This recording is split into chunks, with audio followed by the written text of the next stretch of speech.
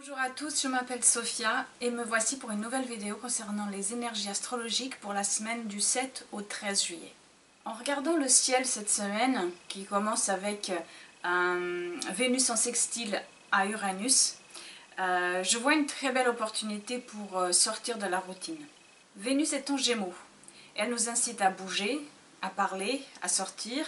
Et puis cette connexion avec Uranus, planète de la nouveauté et de l'inespéré, nous propose vraiment de faire un bond en avant.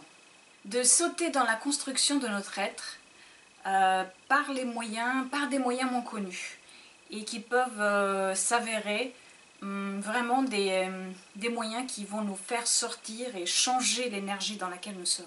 Et c'est ça aussi dont nous avons besoin, de changer d'énergie, de changer le quotidien, de changer un peu tout court ces énergies dans lesquelles nous sommes. Et mercredi, le soleil va faire un carré, lui aussi à Uranus. Et ceci me suggère que pour aller vraiment vers ce renouvellement identitaire dont nous avons besoin d'aller, et que nous attendons aussi, que pour aller vers l'intégration des données nouvelles qui nous ont été apportées à la conscience, et que pour sortir des conditionnements familiaux ou que nous avons accepté ou adopté des autres comme étant les nôtres, il va vraiment falloir changer, devenir et réveiller l'être qui est à l'intérieur de nous. C'est vrai qu'il y a des ruines, qu'il y a des effondrements, parfois même pendant une certaine période peuvent être des effondrements quotidiens ou dans lesquels nous croyons être emprisonnés. Mais il faut toujours passer par une perte pour se reconstruire. Et encore une fois, ceci nous demande de changer notre perception des choses. Soit nous voyons ces ruines comme un tombeau, ou soit nous les voyons comme une voie vers la transformation, une voie de la transformation, comme le dit Elizabeth Gilbert dans le film et dans le livre Manche Prix M, que j'avais d'ailleurs posté cette citation sur ma page Facebook il n'y a pas très longtemps. Et donc c'est vraiment ça, c'est changer la perception que nous avons des choses. C'est pas facile, c'est sûr. Pendant que nous sommes tout en bas et que nous regardons vers le haut et que nous disons que nous n'allons pas nous en sortir, il faut changer cette perspective. Il faut regarder plutôt, au lieu de regarder vers le haut, regarder déjà ce qui est autour de nous, ce que nous avons qui ne s'est pas effondré, qui peut lui aussi servir avec ces mêmes ruines à la fondation de faire croître et pour faire grandir ce que nous voulons en nous et avec nous. Donc ce soleil en carré à Uranus sera peut-être inconfortable pour certains, soit parce que cela pourra être soudain, ou alors ce sera parce que le saut qui nous sera demandé de faire sera vu comme quelque chose qui n'est pas atteignable, qui est quelque chose d'impossible, d'insurmontable. Mais c'est sûr qu'une fois l'effort passé, c'est tellement gratifiant. Mais encore une fois, il faut vraiment avoir conscience de ça. Il faut être conscient de cette possibilité qu'il y a que les choses réussissent ou qu'elles échouent, mais que quand elles échouent, ce n'est pas une fin en soi, ce n'est qu'un début, et c'est parce que ce n'était pas pour nous, c'est parce que ça ne devait pas l'être à ce moment-là, et qu'il faut essayer de revoir les choses autrement, et reprendre et recommencer, parce que la vie, elle est faite que de ça, d'éternel recommencement. Pour d'autres encore, ce soleil carré Uranus pourra être cette tension qui va être nécessaire à faire changer certaines choses, pour sortir ce papillon de son cocon, ou encore pour d'autres ce sera peut-être un pas concluant vers quelque chose qui va nous mener vers ce qu'on a travaillé pour, ou alors ce sera à peine une synchronicité, mais une synchronicité qui peut être vue comme, et qui doit être vue comme quelque chose de très important, parce qu'en astrologie ce n'est pas tout le temps des choses extraordinaires qui arrivent, ce sont surtout et le plus souvent des petites choses, des petits détails, des petites prises de conscience qui parfois peuvent même passer inaperçues, qui sont là pour nous éveiller, pour nous réveiller surtout. Et voilà, il faut mettre ces détails les uns après les autres comme des pierres sur un chemin et se dire que voilà, on est dans le chemin qu'il faut, même si ces énergies astrologiques parfois nous amènent ce réconfort en comme quoi on est sur ce chemin, ces synchronicités. Et donc il faut plutôt les voir comme des signes, comme quelque chose de... Il faut s'émerveiller aussi parfois. Pour ceux qui ont des planètes, angles ou nœuds personnels entre 15 et 16 degrés du Bélier, du Cancer ou du Capricorne, ressentiront peut-être l'influence du Soleil carré Vénus beaucoup plus fortement. Et ceux qui ont des planètes, angles ou nœuds personnels entre 14 et 16 degrés du Bélier ou du Gémeaux ressentiront peut-être les énergies du sextile de Vénus-Uranus plus fortement. Mercredi aussi, le Soleil fait un très beau trigone à Saturne. C'est un aspect qui va passer vite, c'est le Soleil, ça ne dure pas plus d'une journée, mais qui peut nous réconforter dans certains de nos choix, ou en tout cas dans le chemin vers lequel on est en train de tracer notre route. Et ce trigone, il va nous apporter une permission, va nous donner cette permission peut-être, d'aborder les choses plus sereinement, plus confiant peut-être, en se disant que oui, il faut de la discipline, il faut du travail, car sans cela on n'arrive à rien, mais c'est le moment juste, c'est ce pourquoi je suis, c'est ce pourquoi j'ai fait tout ça. Et ce trigone, il va peut-être nous aider à accéder à la structuration de notre être aussi, de cette identité que nous sommes en train de nous forger, qui s'affine, qui se construit, et qui demande à sortir de tous ces vieux schémas.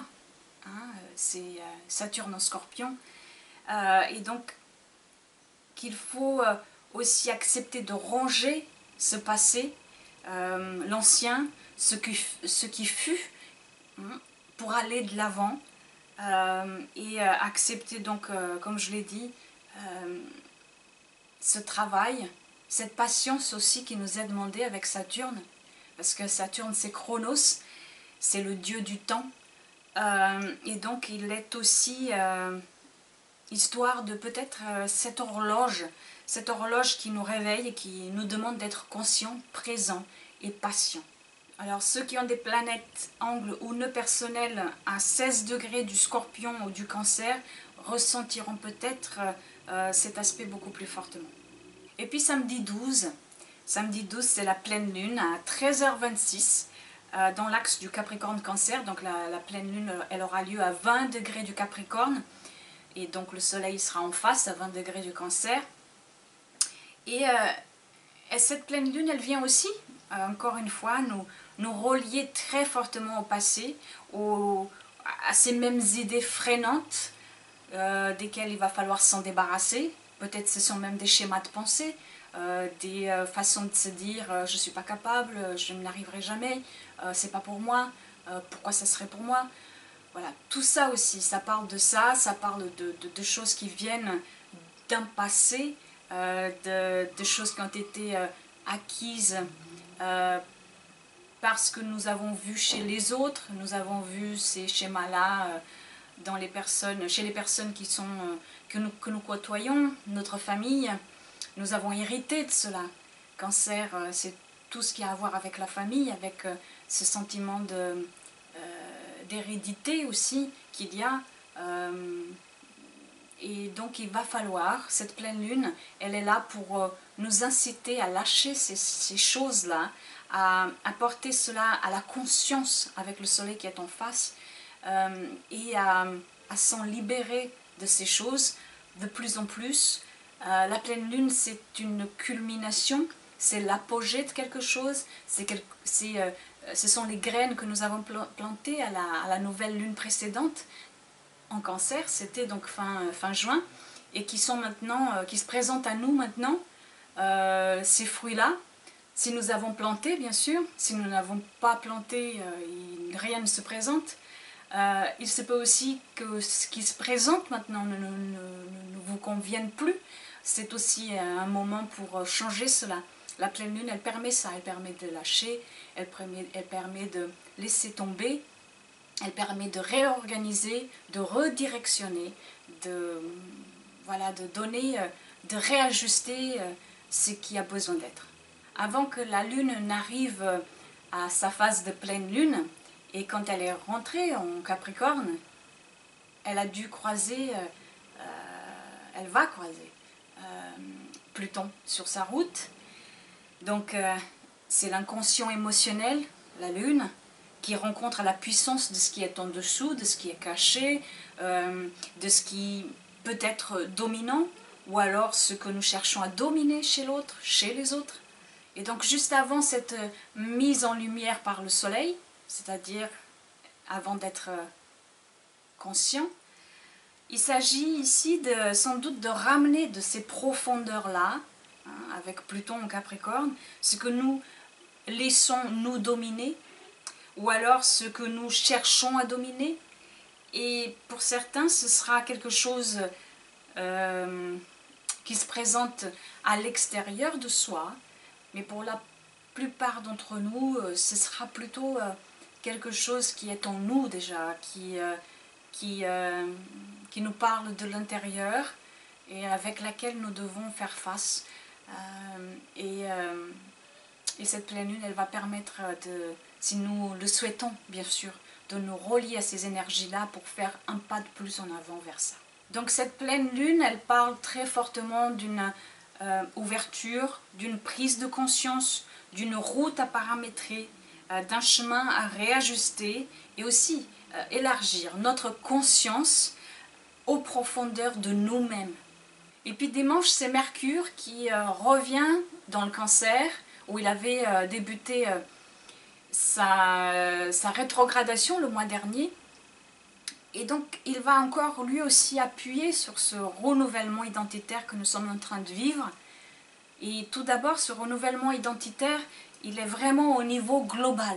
Nous tous, la planète, tout le monde, nous sommes tous en train de comprendre que nous sommes des êtres dotés d'une pensée qui génère des idées, de la créativité, des questionnements, mais notre pensée est également un réceptacle. Elle réceptionne et intègre les informations venant du dehors, venant de cette part d'inconscient collectif qui est là, qui transmet à travers les âges, à travers les temps, toutes les expériences des personnes qui ont vécu avant nous et puis auxquelles nous ajoutons nos idées et notre perception des choses. Et cela fait changer le monde dans lequel nous vivons et cela continuera à faire évoluer le monde pour les êtres qui viendront après nous. C'est un cycle dans le cycle.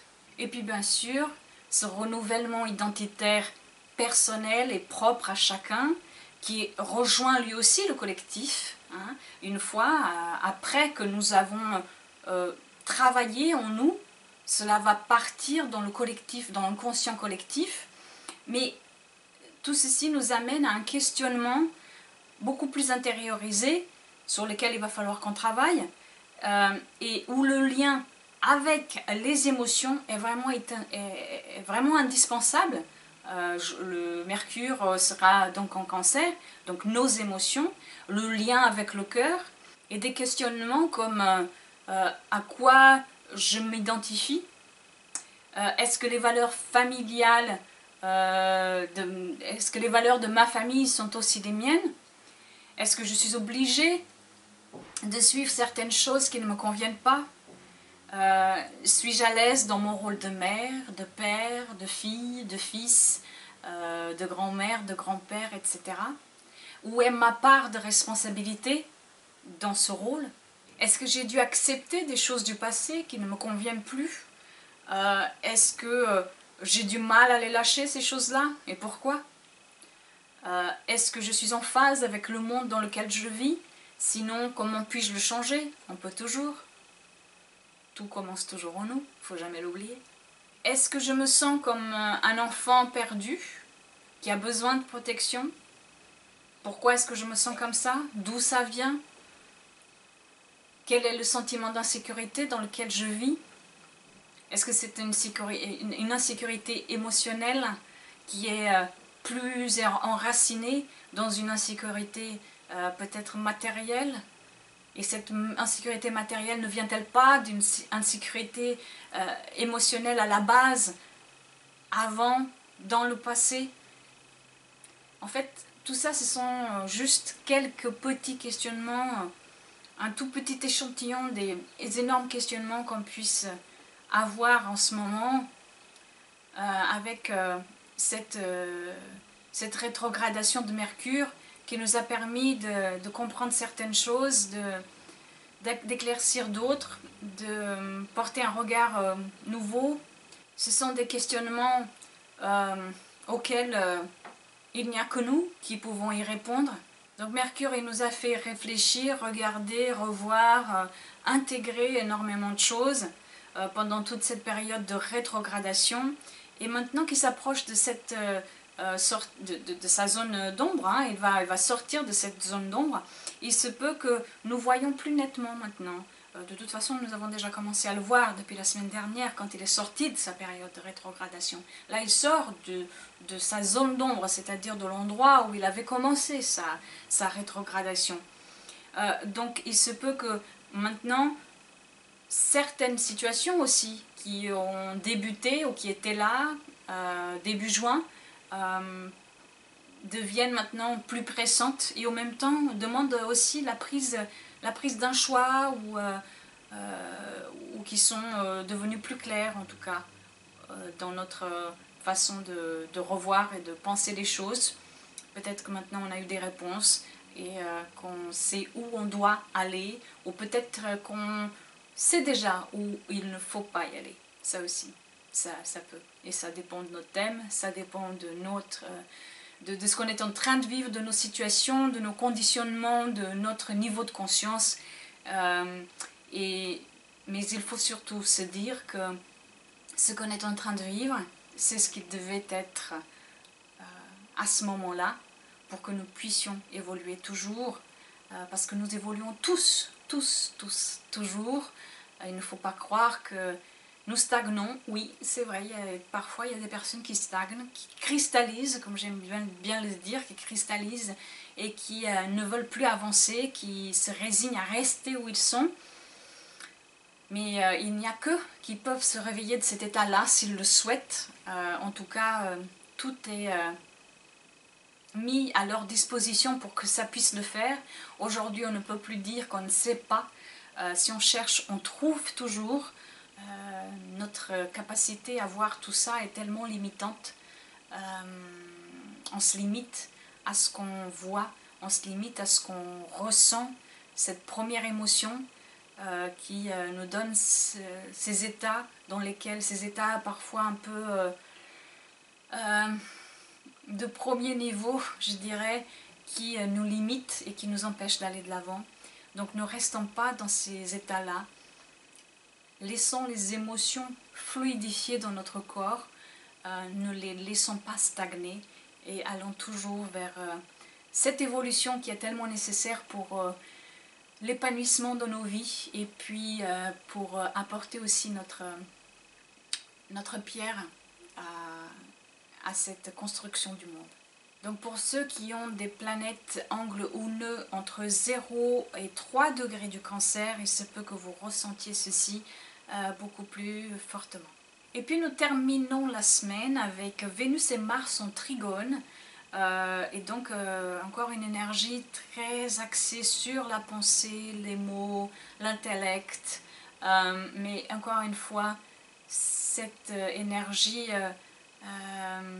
parce que notre cerveau c'est vraiment ça, c'est c'est le berceau de nos idées, mais c'est aussi le réceptacle des idées d'ailleurs. Et donc il faut vraiment faire le tout, faire avec le tout, je veux dire, et essayer de trouver sa propre vérité sans jamais vouloir l'imposer à qui que ce soit, la laisser aux autres, la partager, et puis à chacun de prendre ce qu'il veut, ce qui résonne en lui, et ne jamais vouloir voilà, imposer quoi que ce soit. Et donc cette énergie-là, qui est très axée sur la pensée, les mots, la façon de s'exprimer, le pouvoir du mental et ce qu'il apporte aussi à une relation, qu'elle soit amoureuse ou n'importe quel autre type de relation, c'est très important et ça a un rôle vital pour la continuation d'une relation qui n'est pas basée uniquement sur la passion. La passion, c'est le départ, elle est magnifique, mais elle ne tient pas dans la durée. Et donc ce Vénus-Mars en trigone, ce sera le week-end, et donc ce sera un très beau moment, très agréable pour passer en compagnie de ceux qu'on aime, de celui ou de celle qu'on aime, de partager des choses avec eux, de laisser aller notre créativité à l'expansion de notre être ensemble, et surtout si on le fait ensemble. C'est un très bon moment aussi pour ceux qui sont célibataires, pour sortir, pour aller montrer une partie d'eux qui sera, je pense, très bien perçue. Vénus en trigone avec Mars, ce sont les énergies du masculin et du féminin, les polarités qui sont à l'œuvre et qui travaillent ensemble pour un même but. Et là, voilà, pour ceux qui le souhaitent, c'est un moment pour sortir, pour se faire connaître. Et vous serez très bien perçu dès le moment où tout ce que vous sortez de vous vient de votre cœur. Et puis comme Mars est conjoint en ce moment au nœud nord, en balance, il se peut que des rencontres nouvelles qu'on fera, amoureuses ou pas, qu'elles aient un peu cette saveur karmique, en tout cas qu'elles soient là pour nous apprendre quelque chose. Il se peut qu'elles soient là, investies d'un rôle pour le développement de notre vie future, que ce soit par des relations qui vont nous inciter à comprendre de l'importance de l'indépendance de l'autre, et de l'indépendance de soi aussi dans une relation. Et pour ceux qui sont déjà dans une relation, il se peut que ce Mars conjoint au nœud nord soit là aussi pour nous permettre de revoir ça et surtout de revoir les compromis qu'on a faits, les compromis qu'il nous reste à faire, et que les compromis sont la base de cette solution. Pour le trigone Vénus-Mars, il se peut que celui-ci soit senti beaucoup plus fortement par ceux qui ont des angles, planètes ou nœuds personnels à 23 degrés du Gémeaux ou de la Balance. Et pour la conjonction nœud Nord-Mars, par ceux qui ont des planètes personnelles à 24 degrés de la Balance. Voilà, c'est la fin de cette vidéo concernant les énergies astrologiques pour cette semaine. J'espère qu'elle vous aura plu. Je vous remercie pour tous vos commentaires, vos messages, vos partages. Vraiment un grand merci du fond du cœur. Et je vous dis à très bientôt, à la semaine prochaine. Merci encore une fois. Au revoir.